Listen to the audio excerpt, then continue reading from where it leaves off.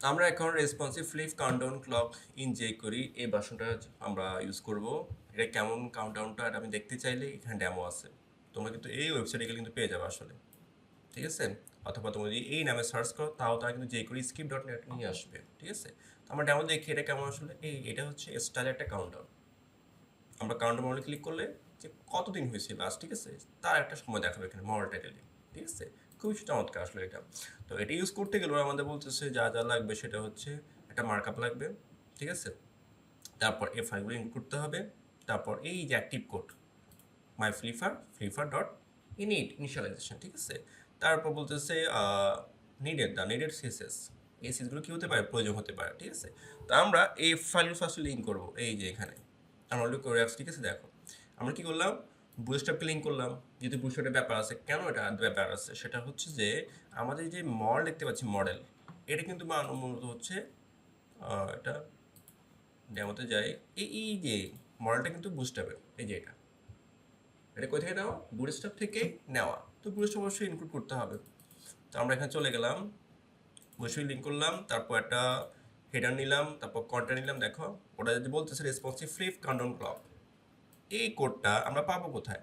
এই কোডটা হচ্ছে, আমি এটা কেটে দিচ্ছি, এই যে এখানে একটু নিচে যাই, এই কোডটা হচ্ছে এই যে এটা আমরা কপি করে, এই দেখো জাস্ট এটা কেটে দিব, এই আমার দরকার নাই আসলে। আমরা এই কোডটা কপি করে এইখানে বসাই দিব, রেসপন্সিভ ফ্লিপ কাউন্টডাউন ক্লক। ওকে, এরপর এটা তো পেয়ে গেল। এটা দিলে কি হবে, এটা দিলে মোটামুটি এটা চলে আসবে আমাদের এখানে কাউন্টডাউন ফ্লিপ, এই যেটা এটা আসবে। কিন্তু এই যে ক্লিক করলে যে মডেল আসবে, এটার কোড বাকি আছে। এটা কোথায় পাবো আমরা, ঠিক আছে। এই কোডটার জন্য আমাদের যা করতে হবে, এই দেখো মডেল কাউন্টডাউন স্টার্ট, এটা আমাদের বুটস্ট্র্যাপ থেকে নিয়ে আসতে হবে। কোথায় নিয়ে আসতে হবে, বুটস্ট্র্যাপ থেকে নিয়ে আসতে হবে। এটা কিন্তু ওদের এখানেও আছে। এই দেখো আমি চলে যাই একটু এখানে, এখানে রাইট বাটন ক্লিক করো, এই কোডটা এখানেও পাবা। এর নিচে যাই, এটা এখানে আছে কি, এখানে মডেল, এই দেখো মডেল, ঠিক আছে। এই কোডটা এখানে নিয়ে আসবা কপি করে, ক্লিয়ার। অথবা এই যে এখানে ক্লিক করো, এই যে এখানে আমরা পাবো কোডটা, ইন্সপেক্ট করি, ইন্সপেক্ট, এই যে মডেল ফেস সেম, এই কোডটা এখানে নিয়ে আসবো। ওরা কিন্তু ওইখানে বলে নাই আসলে, দেখি বলা আছে কি না। এটা হচ্ছে ফ্লিফার জেএস, বলা আছে কি এটা এখানে মডেলের জন্য, না এখানে বলা নাই, ঠিক আছে। এটা কিন্তু এখানে কি নেই বলা, আসলে মূলত নেই আসলে, ঠিক আছে। তাহলে আমরা কি ভিতর থেকে নিয়ে আসতে হবে এই কোডটা, মূলত ভিতর থেকে কোথা থেকে পাবো, আমরা এখান থেকে এটা কপি করে নিব, কপি করে নিয়ে এই এখানে বসাবো, এই যে মডেল ফিট, এই যেখানে বসাই দিব।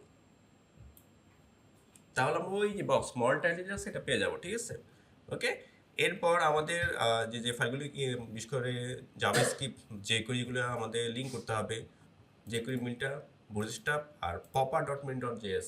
কেন পপার, ওই যে বুটস্ট্র্যাপের যে আমরা মডেল ইউজ করতেছি না সেটাতে পপার অবশ্যই লাগবে, ঠিক আছে। তারপর ফ্লিফার রেসপন্সিভ জেএস।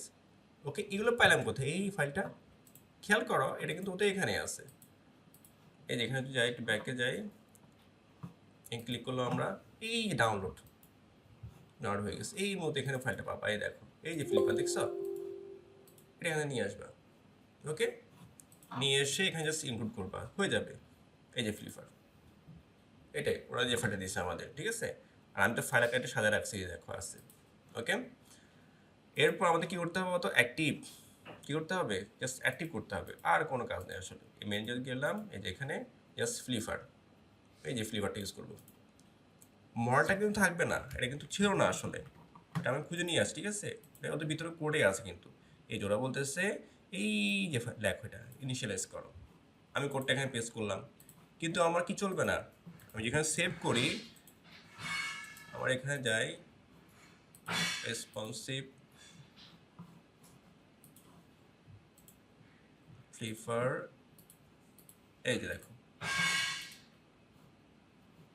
রিফ্রেশ দিয়ে দিই, রিফ্রেশ দেখো কাজ করতেছে। কেন বলতো, ওই যে অ্যাক্টিভ কোডটা নাই, এই অ্যাক্টিভ কোডটা পাবো কোথায়, এটা কিন্তু ওদের এখানে আসছে দেখো, একটু মাথা খাটালে পেয়ে যাবো আসলে। এটা কিন্তু এখানে নাই, আছে কি, নাই। আমরা কি করবো তো, এখন এখান থেকে গিয়ে একটু নিচে যাই, ড্যামোটা কই, ড্যামো, এই ড্যামোতে যাবো। এই ড্যামোতে গিয়ে রাইট বাটন ক্লিক করো, ভিউ পেজ সোর্স, ওই যে অ্যাক্টিভ করে লিখছি কোথাও আমরা দেখি একটু, এই দেখছো, এই যে পেয়ে দেখছো, এই যে পেয়ে গেছি। জাস্ট কপি করে আমরা কী করবো, এখানে এখানে এসে পেস্ট করে দেবো, শেষ। আমার আর কোনো কাজ নেই আসলে। ওকে, এই দেখো রিফ্রেশ করলাম, এটা আমার, ঠিক আছে, কাউন্টডাউন ইন মডেল কাজ করতেছে। ওকে, এখন এই টাইমটা কোথায় দিয়েছি, চলো টাইমটা বুঝে কি, এই টাইমটা কোথায় সেট করবো আমরা আসলে। এই টাইম সেট করতে হলে আমাদের যে কাউন্টডাউন এস্টিমেল আছে সেখানে আমরা যাব, এখানে এসে এই দেখো টাইমটাও আছে, ঠিক আছে, এই টাইমটা আমি বললাম 25/1/1 না, আমি যে 25/5/1 ওকে, দেখি তো কি বলে। তাই দেখো আর কয়দিন বাকি আছে আমার হাতে, 44 দিন, 11 ঘন্টা 9 মিনিট 14 সেকেন্ড, ঠিক আছে। এখন মতো কত টাইম হয়েছে দেখি তো, 70 দিন একটা ব্যাপার হয়েছে, ঠিক আছে। এই দেখো কতক্ষণ টাইম যাচ্ছে, ঠিক আছে। তো একটা ব্যাপার আছে মডেল টাইটেল, তো মডেল টাইটেল এখানে সেট করা যাবে, এখানে দেখি তো, ফেট মডেল টাইটেল ডায়ালগ মডেল, আর কিছু দরকার আছে এখানে না, এখানে এই দেখো একটা লেভেল আছে, ডাটা